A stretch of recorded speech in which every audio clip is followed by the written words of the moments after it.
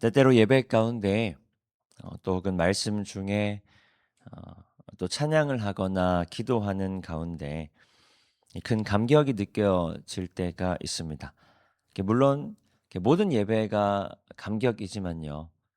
우리가 반복된 예배를 오랫동안 드리다 보니까 현실적으로는 예배의 시간이 늘 감격적이진 않죠. 그럼에도 불구하고 때때로 예배 가운데 평소보다 더 큰 감격이 느껴질 때가 있습니다.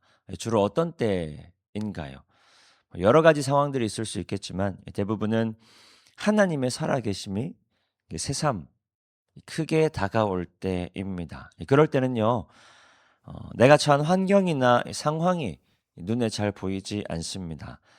평소에는 없었던 담대함도 생기고요. 하나님 안에서 못할 것이 없다라는 믿음의 확신도 생기기도 합니다.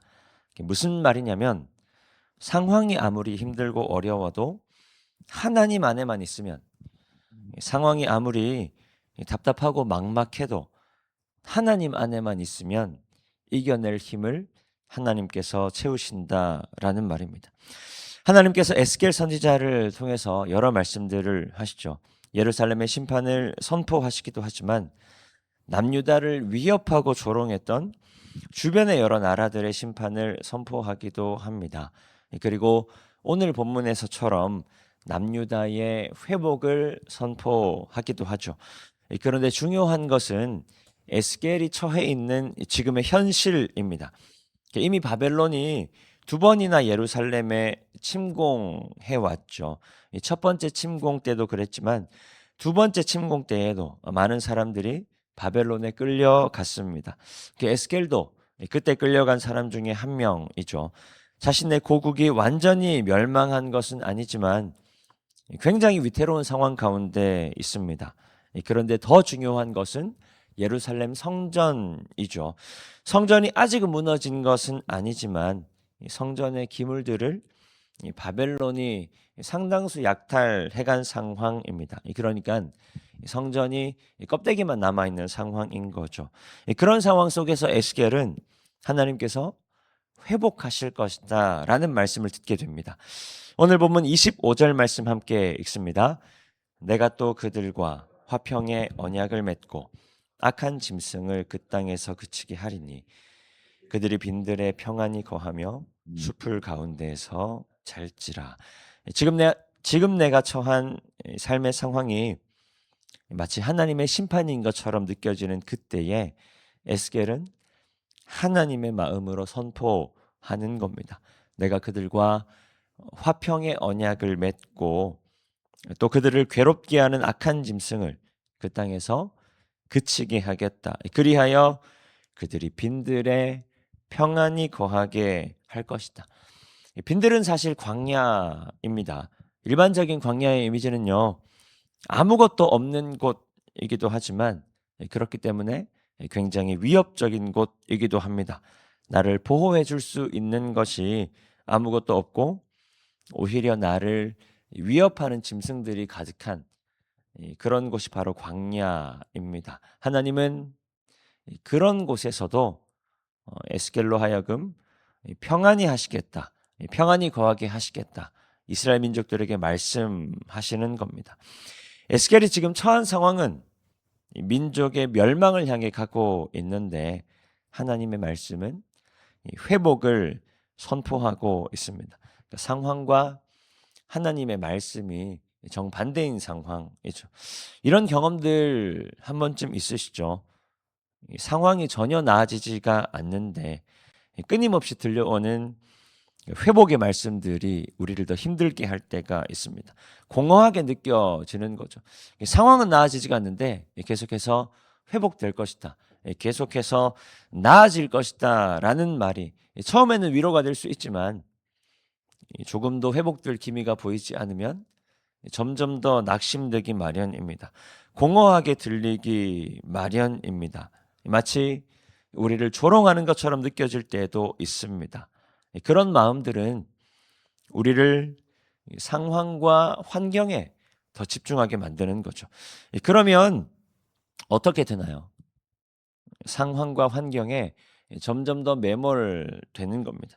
안 그래도 잘 들리지 않는 하나님의 말씀이 더 멀게 느껴지는 거죠.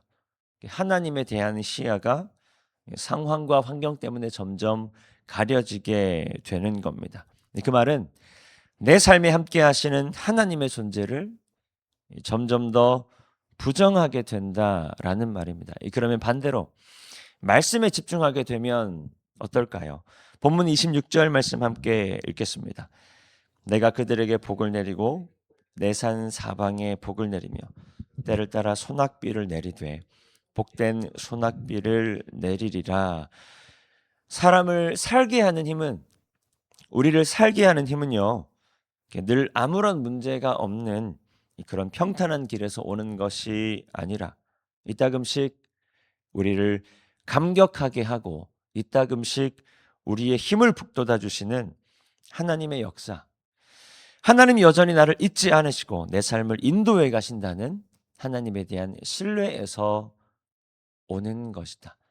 다시 말씀드리면요, 우리를 살게 하는 힘은 평탄한 삶에서 오는 것이 아니라 아무리 힘들어도 그 가운데 여전히 하나님 그래도 나를 인도하시는구나 하는 하나님에 대한 신뢰에서 온다라는 것입니다.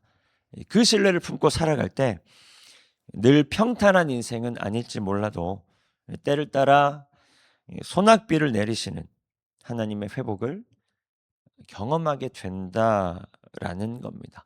그러므로 삶이 평탄하지 않다고 여겨진다면 우리가 낙심하고 무너질 것이 아니라, 평탄하지 않은 삶에 집중할 것이 아니라 잠잠히 내 삶 가운데 함께 하시는 하나님을 기억하시기를 바랍니다. 계속해서 하나님께 집중하다 보면 켜켜이 쌓여있는 문제들 사이로 여전히 나와 함께 하시는 하나님을 발견하게 되고요. 그리고 또 계속해서 그 하나님께 집중하다 보면 하나님께서 나를 위해 예비해 두신 때를 따라 내리는 소낙비를 마주하게 될 줄 믿습니다. 그리고 그리스도인의 삶의 힘은 바로 그러한 믿음의 경험에서 나오는 것입니다. 오늘도 하나님 주신 삶을 살아가는 가운데 그 믿음이 우리 성도님들의 삶 가운데 충만하시기를 소망합니다. 오늘의 삶도 평탄하지 않을 수 있겠죠. 지금까지 나를 힘들게 해왔던 여러 가지 삶의 어려움들이 계속해서 이어질 수도 있습니다. 그러나 그 삶 가운데 여전히 함께 하시고 그 삶 가운데에도 하나님께서 예비해 두신 때를 따라 내리는 은혜의 소낙비를 여전히 하나님께서 허락하실 줄 믿음으로 그렇게 하나님께서 채우시고 하나님께서 인도해 가심을 경험하는 우리 모든 성도님들 되시기를 축복합니다. 이 시간 주신 말씀 기억하며 함께 기도하겠습니다.